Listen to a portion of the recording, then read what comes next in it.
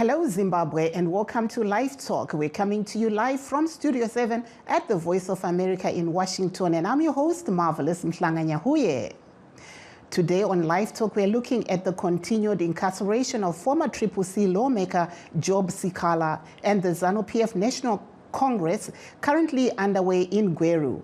But first, many Ukrainian Hamas October 7 assault on Israel civilians bears stark similarities to Russia's full-scale invasion of Ukraine last year. Amid fears that the Israeli-Gaza war will distract the world's attention from their own ordeal, Ukraine's Jewish community leaders and politicians are hoping the U.S. will continue to back both Israel and Ukraine. VOA Eastern Europe Bureau Chief Miroslava Gongadze reports from Kyiv. In this, one of the oldest synagogues in the center of Kyiv, military chaplains from different faiths came together for supper. At the dinner table, they discussed the challenges of war. Having been on the front line of the Russian-Ukrainian war since the beginning of the full-scale invasion, they see many parallels between their fight and the recent attack on Israel by Hamas militants. Rabbi David Millman explains the origin of the Israeli-Hamas conflict to his colleagues. He says he was shocked by the attack. First, I was horrified. My kids are there. My grandkids are there. Then I could not understand how this was possible. We did not expect anything like this. We were expecting Hezbollah, Iran, but Hamas? Compared to Hezbollah and Iran, they are just pocket bandits. The intelligence did not pay enough attention to them. As Millman sees it, the Russian assault on Ukraine and the Hamas attack on Israel followed the same playbook. He said Hamas could not have carried out this attack without serious help and planning from outside. He suspects Russia, although he says he has no evidence. Rabbi Millman shows us President Volodymyr Zelensky's chair together with the Israeli ambassador's chair in the front row of this synagogue. Millman has two homelands, Ukraine and Israel, and he feels both countries need support to combat aggression. Igor Semyovolos, executive director at Ukraine's Association of Middle East Studies, says both wars involve the same enemies of democracy. On the strategic level, there is no doubt that Russia and Iran are involved. And since Iran and Russia are our enemies, it can't fail to affect our conflict. It's becoming more global. According to Joe Biden, it is part of the world confrontation between democracies and autocracies, and we feel its effect on Ukraine. Ivana Klimpush-Sensadze, the chair of the Parliamentary Committee on Integration of Ukraine to the EU, says many Ukrainians see the attack on Israel as part of the same war that Ukraine is fighting. She supports President Biden's approach of combining an aid package for Ukraine and Israel.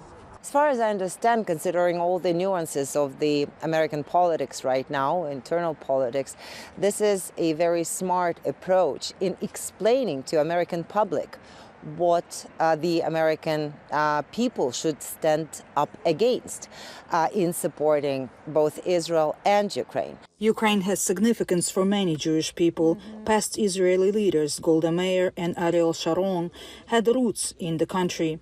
And Millman says many Jewish religious figures are buried here. He says he prays daily for both lands to be supported in their fight for survival. Miroslava Gongadze, VOA News, Kyiv, Ukraine. ZANU-PF leader and president of Zimbabwe, Emmerson Mnangagwa, today called on his party to protect their vote, which he said he was given by the people. He said despite opposition from his detractors, his party will rule for another 5 years and beyond. The collective voice of our people gave ZANU-PF a new 5-year mandate to serve the people of our motherland, Zimbabwe, leaving no one and no place behind. Our collective vote must be respected and safeguarded. Whether our detectors like it or not, ZANU-PF icharamba ichingotonga, tichingotonga, tigongotonga, vachingotsama. May I therefore sincerely thank you, members of the party, including all our churches, for providing the requisite leadership and heeding my call for peace, unity, tolerance, love, and non-violence before, during, and after the elections. Congratulations. That was President Emmerson Mnangagwa speaking at the ZANU-PF conference in Gweru in a video courtesy of ZANU-PF. We now take you to Harare, where jailed CCC former Member of Parliament for Zengeza West, Job Sikala, will continue his incarceration after a Harare magistrate dismissed his application for discharge today. The magistrate speaking at the close of the state's case said there was enough evidence that Sikala committed public violence in a matter in which he is jointly charged with Chitungwiza North lawmaker Godfrey Sithole. Sikala has been in jail for over 500 days. He was arrested last year for allegedly causing public violence after opposition CCC supporters clashed with ZANU-PF supporters following the murder of opposition activist More Blessing Ali. His lawyer, Harrison Nkomo, speaks to Studio 7 reporter Mlondolozi Ndlovu on what transpired in court today. Yes, we had applied for discharge at the closure of the state case. Our argument basically being that the evidence that was led by the state to the stage of closure of its case did not in any way establish a prima facie case. What is a prima facie case? A prima facie case is a case whereupon the court considering it as evidence that it is capable of convicting.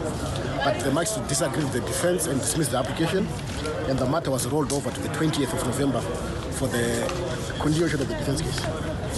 Do you think there are any chances that Sikala will make it in some of these cases? I'll be clear. Sikala's position is he did not commit any offense. I think he has communicated that to the public. He has looked at the papers. Remember, he's a lawyer in his own right, and he's clear that the evidence that the state has against the charges that they are putting are not in any way sufficient to warrant a conviction.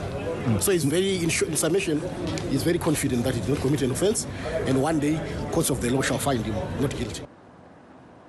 That there was one of Job Sikala's lawyers, Harrison Nkomo, speaking to Studio 7 reporter Mlondolozi Ndlovu in Harare. CCC member and lawmaker Ellen Chiriedenga also weighed in on the continued incarceration of Mr. Sikala. Tikuona kuti zvinhu zviri kuitika izvi kuratidza kuti tiri kutongwa nevanhu vane utsinye, tiri kutongwa nevanhu vanotya. Apa tiri kuona kuti baba Sikala vatova negore vari musungwa, mhosva yacho haisi kubuda pachena ende trial yacho haisi kuratidza kuti iri kuenda kupi.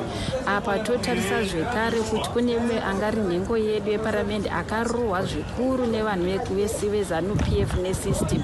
Vanhu vakawanda vakutungamiri vemusangano, ma-MPs, ma-councillors vane ma-court cases. Saka tiri kuona kuri kushungurudzwa vanhu vakawanda zvikuru, vanhu vangari ma-polling agents edu nanhasi vachiri kurohwa vachidzingwa mudzimba dzavo.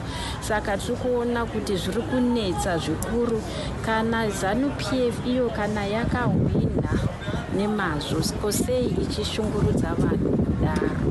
Vanhu vanofanira kupuwa mukana wokusarudza vatungamiri havo, noti kufosedzerwa kuti vasarudze vanhu veZANU-PF. Ende kushungurudzwa uko zviri kutoratidza kuti zvinhu hazvina kumira mushe munyika. Asi sebato reCCC tiri kuti aiwa chisingaperi chinoshura, zvichapera, to pursue all democratic and legal means to ensure kuti zvese izvo zviri kupera.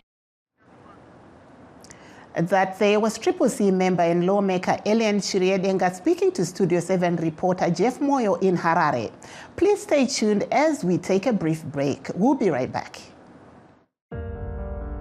In times of change, when the world seems uncertain and what we hear doesn't reflect what we see. We seek the truth. When we are told only part of the story, we lose trust. In moments of crisis, our dreams, hopes, and wishes for a better tomorrow depends on a free press. At Voice of America, we bring you the stories that people take risks to see. We connect the world and unite it with truth. At Voice of America, we show you the whole picture. For those that have just joined us, please note that we are streaming live on all our Facebook pages, VOA Shona, VOA Studio 7, and VOA Ndebele. We're also live on YouTube at VOA Zimbabwe. Today we're discussing the continued incarceration of CCC former lawmaker Job Sikala, who now has spent 500 days in jail without trial. We're also looking at what is coming out of the ZANU-PF conference currently underway in Gweru. And to discuss this burning topic, we are joined by Kennedy Mandaza of ZANU-PF and Barbara Gwangwara of the CCC. Welcome to the program. Thank you. Ms. Gwangwara? Thank you so much, Marvelous, and good morning, good afternoon, good evening, Zimbabwe.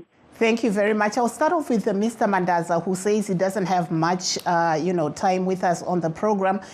We're looking, today you have the national conference for ZANU-PF. What is behind the idea of this event?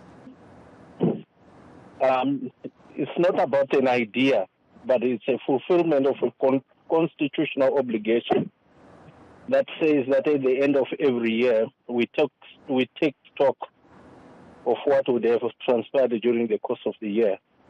So currently, the conference which is going on is taking stock of what has been going on throughout the year, but more importantly, it comes at the backdrop of a resounding victory after the 23 August elections. So the conference is celebrating, and at the same time, they are taking stock of the developments and the fulfillment of the promises that were made during the 2022 election conference. We had President Mnangagwa saying that, your party should defend the vote, and then he says your party is going to rule and rule and rule. What's your take on that? Well, it is given that what the party is currently doing resonates with the aspirations and ideals of the people of Zimbabwe. And as a result, the party leadership has no doubt that come any other election, they will romp to victory. It is because of that that the president today emphasized that for as long as we still have the interest of the people at heart and are continuing to pursue programs and projects that put food on the tables of the majority of the Zimbabweans, they will continue to vote for the party and they will continue to rule and rule like what they say. Ms. Gwangwara, if you may come in there, what's your take on what we had the president, who's also the leader of ZANU-PF, saying at this conference today, given that your party has been disputing what came out of these elections? It's very unfortunate, Marvelous.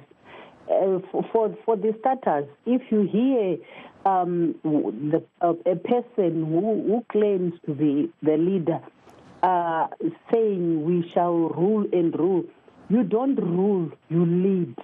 The word alone shows that here is a person who grabbed power by through rigging the election.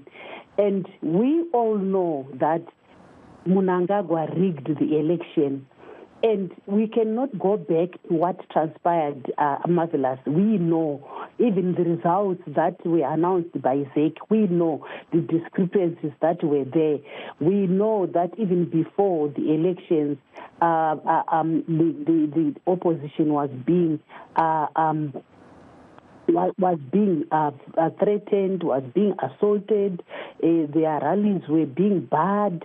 We've got a total of 108 rallies that was banned by the police, but we didn't even hear any ban of a ZANU-PF rally. And to say that they won resoundingly, it's a fallacy. It's just out of this world. Even the reports, the observers, people who observed the elections, including the SADC, they said the elections fell far short from the SADC guidelines. Even our polling agents, some of the polling stations, they were not manned. Not that we did not have polling agents. They were victimized, and some were beaten, and they left the polling stations unmanned. And believe you me, they did everything that they wanted to do, and I don't see the reason why the agents, polling agents, will be victimized when it's law that every polling station, every political party is entitled to bring their own polling agents. Mm-hmm. Thank you so much. They're coming back to you, Mr. Mandaza. I know you said your time with us is very limited. We are also trying to get a hold of Farai Marapira, who is saying that we should call him, so we'll keep trying his number. But Mr. Mandaza, you heard what Ms. Gwangwara just said there from the opposition. What's your take?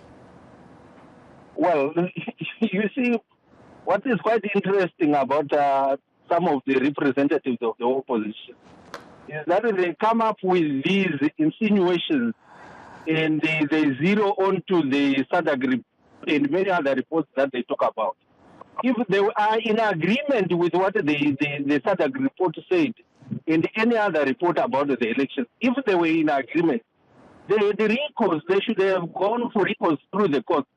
The fact that they did not go to the court, it means that they themselves did not agree with what was in the report because they had no evidence whatsoever.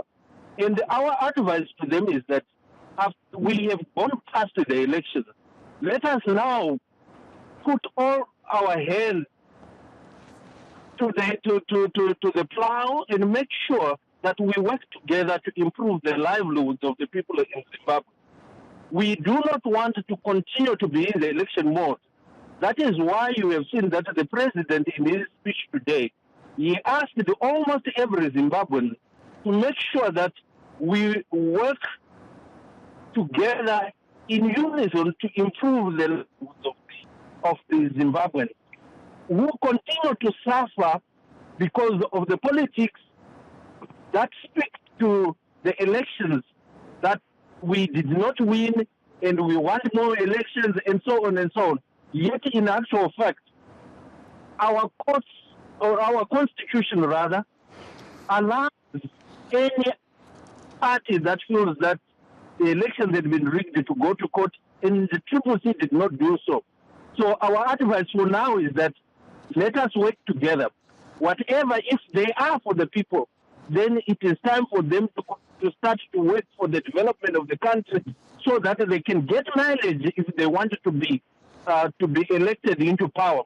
And the ZANU-PF is saying we will be elected into power come 2028 on the basis of the work that we are doing in order to put food on the table of the majority of the people, as well as develop Zimbabwe through infrastructure development programs and projects that have been initiated by the Second Republic. Thank you very much. If I may just cut in there, we have a caller. Hello, caller from South Africa.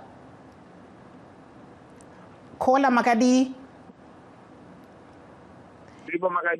Ehe, taurai tinzwe. Tukutaura nani muri kupi caller? Murikala na airport ndiri Cape Town. Taurai tinzwe. avo vari pachindi vari pa9 and can I know further about ndevezano ndeani? Pane vezano PF neve triple C saka taurai henyu pane vese. Alright, inini mubvunzo wangu pane munhu wezano ndokuti are they enjoying what is happening kuva nevezimbabwe vari kubuda vachivhara nyika yese zvisina kana mboitika makore akapfuura aya? There's something wrong with Zimbabwe because Zimbabwe is not for the people only. They must know kuti munhu wese akazvarwa kana kuti munhu wese ane rukuvhuterwa muzimbabwe ite zimbabwe. System yemazanu PF people ndeyekuti vanofunga kuti kuramba vakapatirira mupawa nechisimba kutoramba vakaita nyika nechisimba is a military thing. Vakashandisa maweapon estate to benefit themselves because they are there just to loot. Zvinofanirwa kunge zvibenefita munhu wese muzimbabwe. We are everywhere. We are not in South Africa. We are not in Zimbabwe. Nereason yekutya nyika yedu kwatakazvarirwa. Hatisi makaward, but hatina maweapons, hatina chatinacho. They are using maweapons kuti vakwanise kuprotecta vanhu vashoma shoma. It's only few people vari kuprotectwa nezanu PF. And they know those people, they are guilty. It's like they are protecting criminals. When vari power is criminals. Those people, they are guilty. Like yesterday, they were supposed to be in prison. Aiwa tinotenda regai tivhunze vamandaza vari pano. Vamandaza muri kunzwa zviri kutaurwa nakola ari kuvhunza iye mibvunzo yekuti muri kuona here uwandu hwevana vezimbabwe vari kubuda kubva imo muzimbabwe izvi hazvisi kukatyamadza here zanu PF nekuti nyika ndeye munhu wese? Zvinhu zvagara zvichionekwa zvichiitika mukati menyika nekuda kwokuoma kwanga kwakaita zvinhu nekuda kwezvikonzero zvakawanda zvinosanganisira masaisi. Ndosaka mukuru wenyika ari kukurudzira kuti munhu wese anova chizvarwa chezimbabwe ngatiuyei tibatane maoko tishande tiri pamwe chete. Dingindira ravari kufamba naro zvino rinoti nyika inovakwa nevene vayo kana kuti ilizwe lakiwa navanikazi valo. Vari kureva kuti isi tose ngatiuyei tivake nyika yedu. Izvi zvekuti vanhu vari kuti izvo zanu PF iri kutidzinga mukati menyika ayo manyepo nekuti mukuru wenyika nezanu PF yachena iri kuti uyai tishande tiri pamwe chete mumwe nomumwe achiedza paanoita. Tikanga tichienda kunze tichinotukirira tisingabatsirane kuvaka nyika yedu tinoramba tichingopomedzerana kuti uyaita zvakati uyaita zvakati. Ivava vari kuCape Town ngavauye kumusha vatsvage nzira dzekuti varareme varimo nekuti muSouth Africa Statistics Office yakati mune vanhu vari kuzikanwa vanosvika 1 million maZimbabweans. Ngavadzoke kumusha kana vakuona kuti vanoda kuuya. Hakuna ari kurambidzwa. Ngavauye vapinde mumining, vapinde mufarming, vaite zvavanogonayo kuti tikwanise kuita kuti nyika yedu ibudirire. While I still have you, we see that some news organizations, including VOA Zimbabwe Service, popularly known as Studio 7, which is ourselves, were denied accreditation to cover the conference, the ZANU-PF conference. What do you think is happening here? Obviously, those who wanted to take part in the elections are supposed to go through accreditation. And it is the responsibility of the information and publicity department together with the external affairs department who oversee the accreditation of all those interested to cover the conference. But we must also know that when conference is taking place, there are times when they are allowed to be in the conference. And there are other times when they are supposed not to be in the conference, like from 2:30 today, they were not supposed to be there. After the president had spoken, it was time for the party to look into itself in the absence of the media. And tomorrow they will be allowed to go in when the president gives the final remarks together with the resolutions that the party would have made.